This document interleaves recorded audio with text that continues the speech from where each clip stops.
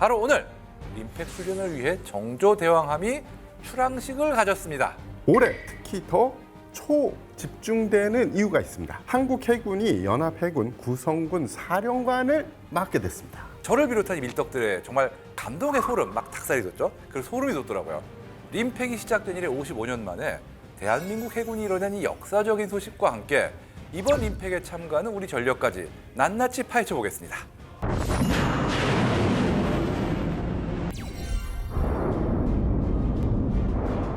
(2024년에는) 율곡 2함이 SM-2 미사일을 쏴서 표적을 히트킬, 직격 명중시켰습니다. 그리고 한국형 유도 로켓 비궁의 실사격 시험이 있었는데요.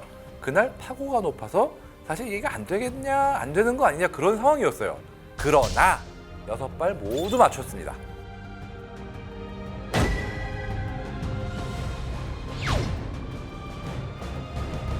(2000년에는) 3,200톤급의 광개토대왕급 구축함인 을지문덕함이 대자멜기 링스를 탑재하고 훈련에 첫 참가했는데, 제 기억에는 이제 플래툰도 다른 분이 가서 이제 사진을 제공해가지고 기사한 적이 있어요. 우리나라도 이제 헬기를 탑재하는 국산 구축함을 보내는 거야. 그것만으로 막 감개무량하던 그런 시절이 있었어요, 진짜. 그 막간을 이용해서 또 플래툰 잡지를 대단하십니다.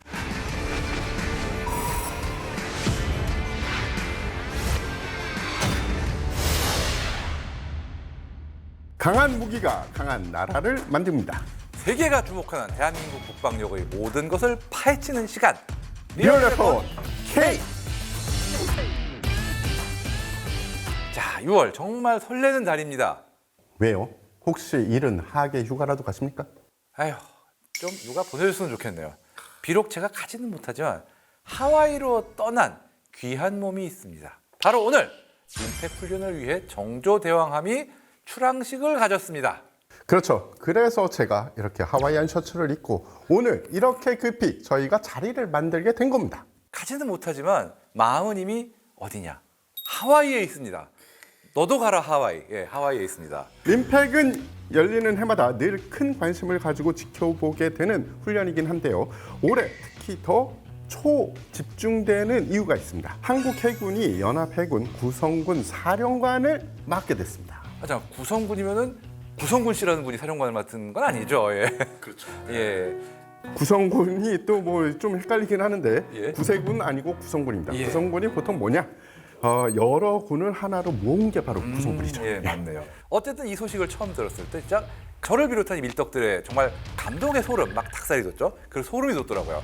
림팩이 시작된 이래 55년 만에 대한민국 해군이 이뤄낸 이 역사적인 소식과 함께 이번 림팩에 참가하는 우리 전력까지 낱낱이 파헤쳐 보겠습니다. 이번 림팩에서 대한민국 해군의 위상이 더 널리 펼쳐지기를 바라는 마음을 담아 구독과 좋아요, 알림 설정으로 응원 부탁드립니다. 예, 이번 2026 림팩에 참가하는 우리 쪽 대표 전력은 어떤 것들이 있을까요? 이번엔 우리 기술력의 결정체들이 총 출동을 합니다. 수상함으로는 최신의 이지스 구축함 정조대왕함, 수중에서는 순수 독자 설계 건조한 3,000톤급 중형 잠수함인 도산 안창호함, 그리고 공중에서는 신형 해상 초계기 P-8A 포세이돈이 이번 림팩 훈련에 처음으로 투입이 되게 되는 거죠. 좀 전에 홍 편집장님이 P-3C 오라이언 이야기를 하지 않았습니까? 이번에 참가하는 P-8A 포세이돈은 바로 그 오라이언의 바통을 넘겨받은 신세대 신형 기체다라고 말씀을 드릴 수 있는 겁니다. 도산 안창호함은 한국 잠수함이 연합 훈련을 위해 태평양을 최초로 횡단하는 거기 때문에 많은 주목을 받고 있습니다. 3월 25일 진해 해군기지에서 출발해서 4월 7일 괌 미국 해군기지에 첫 기착을 하고 5월 4일 하와이 진주만의 히캄 합동기지에 입항을 했습니다. 거기서 군수품을 적재해서 캐나다 서부 브리티시 컬럼비아주 에스퀴몰트항까지 이동해서 연합훈련에 참가한 뒤 6월 말에 하와이 림팩에 참가한다. 이런 계획이라고 하네요. 그러니까 괌을 거쳐서 하와이를 가서 캐나다까지 간 거네요. 잠수함이 아마 나를 이렇게 만들려고 만들어 놓고 그동안은 그렇게 단거리만 뛰게 하더니 이번에 정말 제대로 굴려주는구나 라고 했겠네요. 진해에서 캐나다 서부까지 편도로만 약 14,000km로 국내 잠수함 항해 거리 중에 역대 최장거리를 이동을 한 거죠. 이게 다 배가 성능이 좋고 체급이 높아서 그게 가능한 겁니다. 리얼폰 K 시청자분들은 잘 아시겠지만 도산 안창호함의 성능 다시 한번 짚고 넘어가 보겠습니다.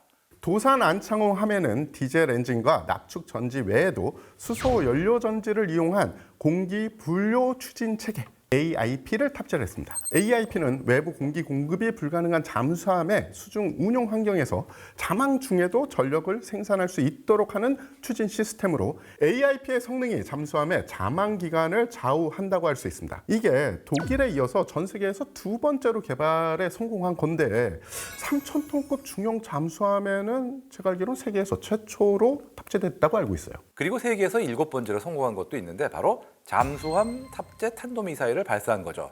도산 안창호함에는 이 잠수함 탑재 탄도미사일 즉 SLBM을 위한 수직 발사관이 6개 탑재됩니다. 2021년 9월 도산 안창호함에 탑재돼 수중에서 발사된 SLBM이 목표 지점에 명중하면서 성능은 이미 입증됐습니다. 도산 안창호함과 함께 이번 림팩에서 가장 주목받은 전력 중 하나는 정조대왕함일 것 같은데요. 예, 맞습니다. 정조대왕함은 대한민국 해군의 8,200톤급 최신의 이지스 구축함으로 2024년 12월 해군에 취역해서 2025년 11월 28일에 기동함대 핵심 전력으로 전투 배치가 됐습니다. 전투 체계는 최신 이지스 체계인 베이스라인 9.C2가 탑재됐고요. 콘솔 하나에 모니터 3개가 달리는 그런 방식이기 때문에 콘솔 하나에 모니터 하나씩 달린 세종대왕함보다 한 사람이 훨씬 더 많은 정보를 동시에 처리할 수 있는데 이거 보통 이렇게 한 자리에 모니터 여러 개 있는 거면은 주식하는 분들 그죠. 네. 그러면 정조대왕함에서도 주식 보고 그러면 안 되겠죠? 그럼 그러면? 어차피 둘이 비슷한 점은 있죠. 왜냐하면은 정말 나노초, 정말 짧은 시간에 결정을 내려야 되는 거잖아요. 아, 그렇죠. 그러니까 모니터 시계가 됐다라는 것은 그만큼 더 빠른, 더 신속하게 처리가 가능할 수 있는 환경을 갖췄다라고 이야기할 수 있겠습니다. 게다가 똑똑한 데다가 눈도 좋습니다. 스파이 레이더가 사면에 고정 장착이 돼서 360도 전방위 탐지가 가능하고요. 탐지 거리가 1000에서 1800km의 최대 1000개 이상의 표적을 동시에 탐지 추적할 수 있습니다. 적 항공기나 미사일이 날아오면 자동으로 교전하는 자동 교전 기능을 갖추고 있고요. 다중 임무 신호 처리기를 통해서 탄도 미사일 방어와 대공전을 동시에 수행하는 것도 핵심이죠. 예, 대잠 능력도 크게 강화됐습니다. 세종대왕함은 함수 소나와 메인 소나 두 가지를 탑재했는데 정조대왕함은 여기에 심도를 바꿔가면서 즉 여러 가지 다른 깊이에서 내려갈 수 있는 저주파, 가변심도 음탐기를 추가해서 3가지를 통합 운용합니다. 덕분에 대잠 작전 능력이 2배에서 3배 정도까지 향상됐는데 이 부분은 미국에서도 부러워하는 기능이라고 하네요.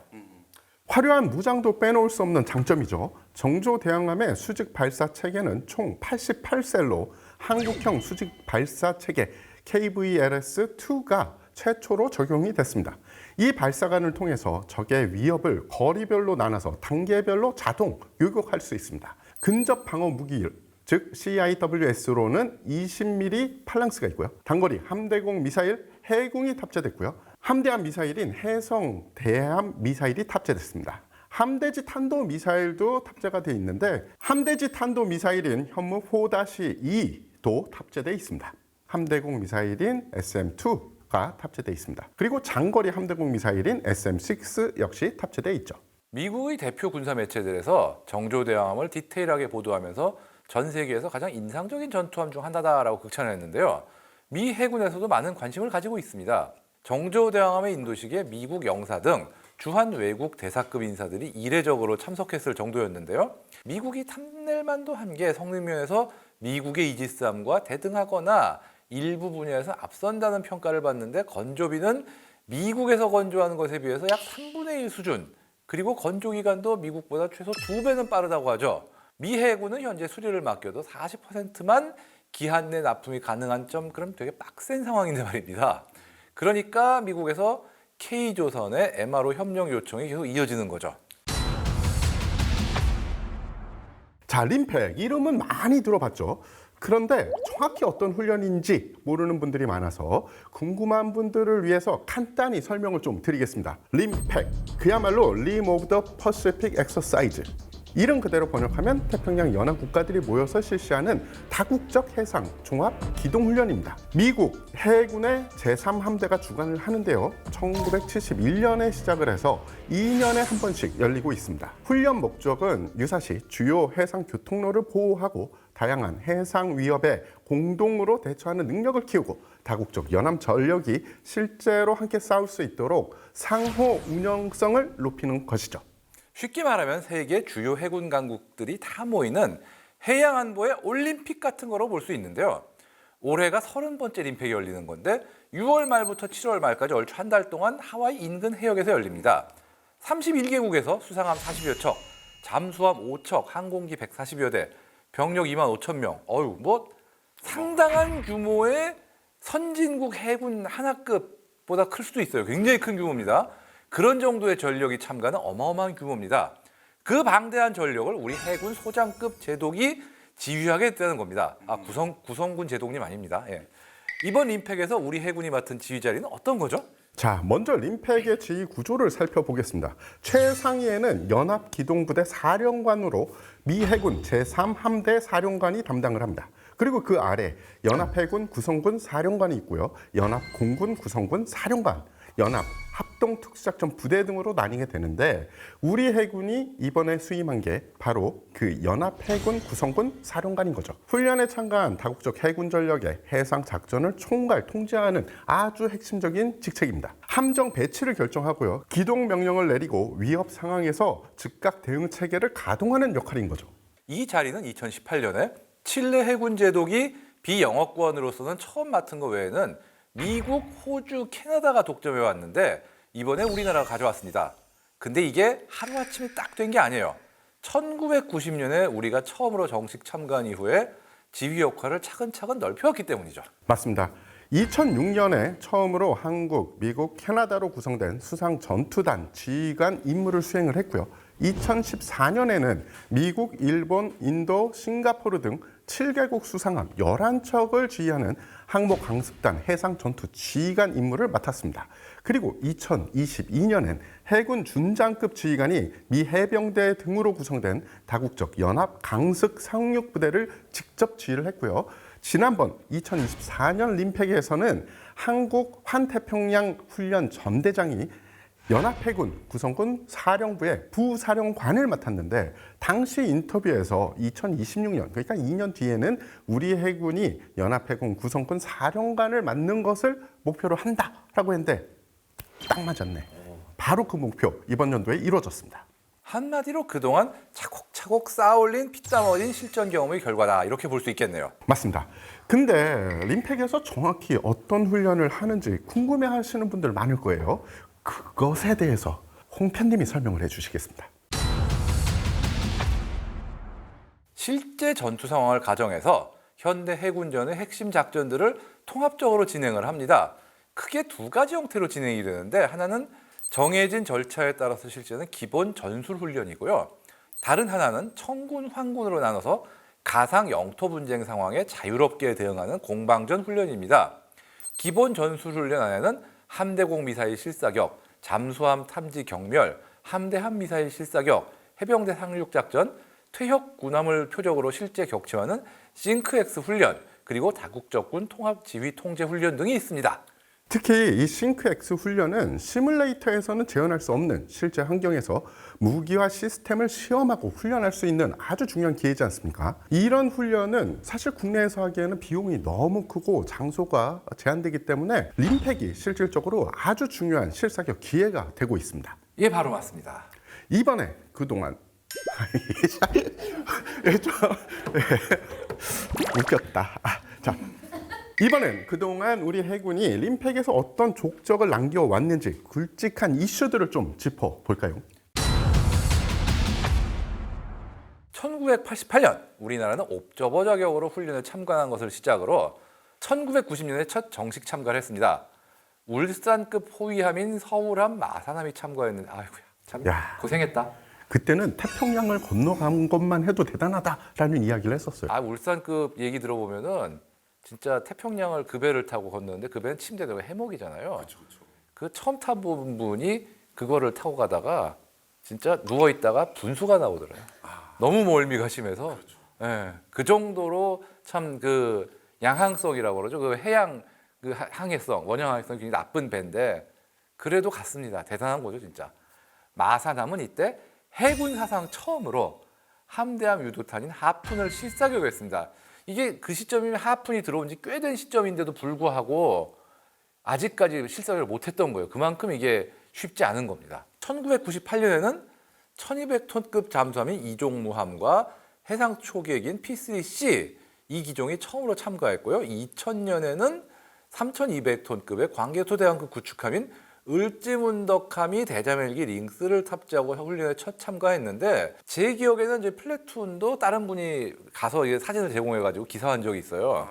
그때 야 이게 우리나라도 이제 헬기를 탑재하는 국산 구축함을 보내는 거야. 그것만으로 막 감개무량하던 그런 시절이 있었어요, 진짜. 그 막간을 이용해서 또 플래툰 잡지를 또 대단하십니다. 예, 어쨌든 이때 을지문덕함이 하푼을 발사해서 미 해군 퇴역 순양함 표적을 명중시켜서 한국 해군이 뛰어난 사격수를 과시했습니다. 이때 1200톤급 잠수함 박이함도 참가를 했는데요. 훈련 종료까지 단 한 차례의 공격도 받지 않고 유일하게 생존했을 뿐만 아니라 가상해전에서 적 함정 11척을 격침하는 결과를 내면서 많은 주목을 받았죠. 2002년에는 나대용함이 한국 잠수함 최초로 잠대함 미사일을 발사해서 무려 60km 떨어진 미 태역 구축함을 정확히 명중시켰고요. 2004년 4200톤급 충무공 이순신급 구축함이 첫 참가를 해서 함대공 미사일 SM-2를 발사해서 공중 표적을 정확하게 명중을 시켰습니다. 2010년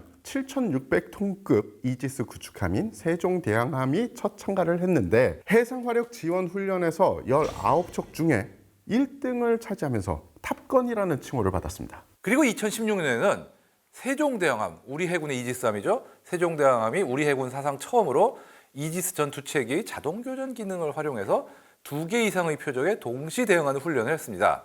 2022년에는 독도급 대형 수송함 마라도함과 손원일급 잠수함 신돌석함도 첫 참가했고요.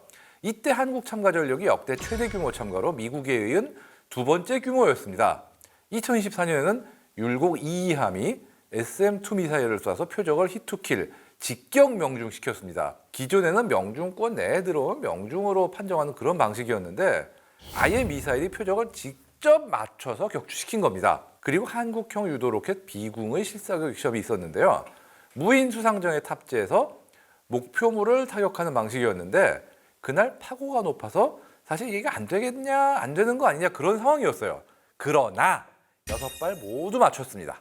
예, 더 재미난 거는 사실은 무인 수상정은 미국의 무기체계였고 그 비공은 한국의 무기체계. 그 두 개가 합쳐서 저런 좋은 성적을 냈다는 게 굉장히 고무적이었죠. 자, 이야기를 하다 보니 림팩을 통해서 우리 해군이 얼마만큼 성장해 왔는지 역사가 쭉 보이는 것 같아서 정말 뿌듯합니다. 림팩은 단순한 훈련 이상의 의미가 있는 자리입니다. 신무기를 은근히 보여주면서 방산 수출 기회로 활용하는 어떻게 보면 무기 박람회 성격도 어느 정도 있죠. 자, 실제로 2024년 림팩에서 한국의 세 개 방산업체가 참가를 해 천자봉함 내에서 살짝 특이한 미니 방산 전시회 같은 것이 열렸습니다. 사성 장군 4명이 참관을 했을 정도고요. 이번에 대한민국의 최신 전력들이 참가하는 만큼 림팩이 K방산에 주는 영향도 기대를 좀 해볼 수 있지 않을까 싶습니다. 경조대왕함, 도산 안창호함 같은 최첨단 전력이 실전급으로 노출되는 것 자체가 K방산 홍보 효과로 직결되니까 말이죠. 방산업계에서도 이번 참가 구성이 한국산 함정과 잠수함, 그리고 센서나 무장체계 등의 수출에 긍정적 영향을 줄 것이라고 기대하고 있습니다. 특히나 우리나라가 건조한 함정에 우리나라 무기가 실려 수출되는 함정 플러스 무기 패키지 수출 구조가 만들어지고 있으니까 충분히 기대해 볼 만하죠. 자, 어쨌든 이렇게 1988년, 거의 40년 전인데 변방의 훈련 참관국으로 시작해서 정말 연안 전투 함정이 간신히 거기까지 가는 것만 해도 막 힘들어할 정도의 그런 배들이 가서 훈련에 참가했던 나라가 지금은 이지스함을 끌고 엄청나게 큰 잠수함도 가져가서 전 세계 연합전력을 직접 지휘하는 자리에 우뚝 선 대한민국 해군력. 정말 이런 경우 없어요. 가슴이 웅장해지는 일입니다. 이번 훈련을 기점으로 대항해군을 넘어 글로벌 안보의 새로운 표준을 제시할 우리 해군의 모습을 기대하면서 오늘 이야기는 여기까지 하겠습니다. 대한민국이 세계 국방 강국으로 우뚝 서기를, 그리고 우리 군의 전력이 더욱 강건해지기를 응원하겠습니다. 감사합니다.